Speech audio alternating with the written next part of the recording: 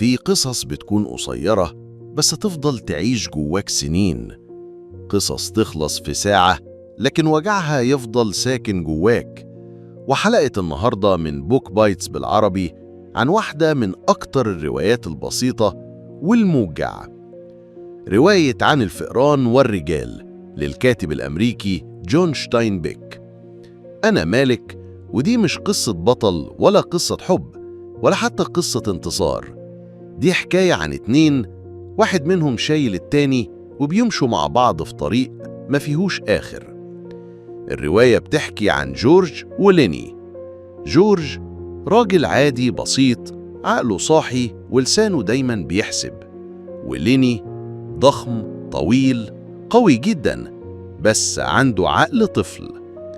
اتنين دايما ماشيين سوا، مش إخوات لكن كأنهم، مش أصدقاء عاديين لكن ملهمش غير بعض.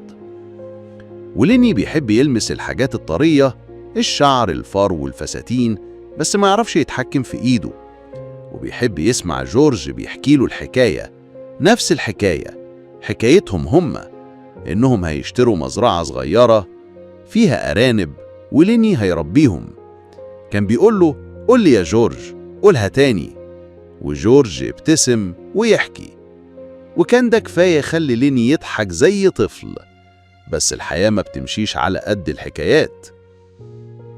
هما اشتغلوا في مزارع كتير، وكل مرة ليني يعمل غلطة، يلمس حاجة ما يصحش، يخوف حد، يكسر حاجة، يقلب الدنيا، وجورج يلمه ويمشوا.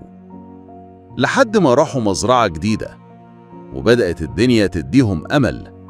الناس هناك ما سألتش كتير، في شغل، في سكن، وفي راجل طيب اسمه كاندي، كلبه العجوز بيتقتل لأنه بقى عبء. وفي اللحظة دي الرواية بدأت تقول لنا الحياة ما بترحمش. كاندي عرض يساعدهم ويديهم فلوس عشان يشتروا المزرعة، وحلم الأرانب بدأ يقرب. بس مشهد واحد خرب كل حاجة. مرات ابن صاحب المزرعة كانت دايما بتلف حوالين العمال تدور على أي كلام، أي اهتمام. وليني شاف شعرها وسألها يلمسه، ولما لمسه خافت وصرخت، وهو ما يعرفش يتصرف. حط ايده على بقها وضغط أكتر، وبالغلطة كسر رقبتها وماتت. وليني ما كانش يقصد، ما يعرفش يعني ايه موت، ما يعرفش ايه اللي عمله. لكن في اللحظة دي كل حاجة وقعت. جورج عرف، العمال عرفوا، وفي لحظة ليني بقى مطارد. بس جورج جري عليه، راح المكان اللي دايما كانوا بيحكوا فيه عن حلمهم، ولقى ليني مستخبي هناك خايف بيبكي. فمسك له ايده وقال له عايز تسمع الحكاية؟ وليني قال له قول لي تاني يا جورج عن المزرعة وعن الأرانب. وجورج قالها وهو بيعيط جوه نفسه. وفي آخر كلمة طلع المسدس وخلص على ليني.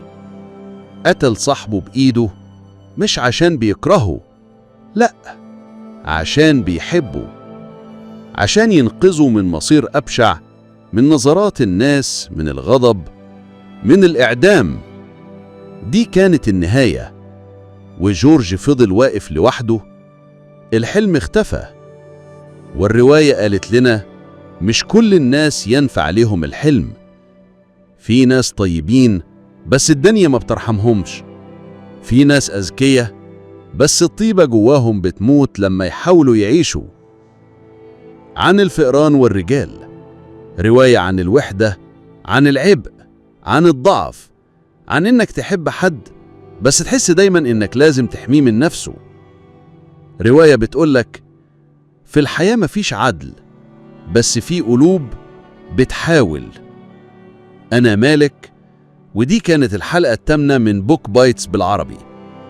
استنوني في حلقة جديدة يمكن نلاقي فيها فرصة للحلم. سلام.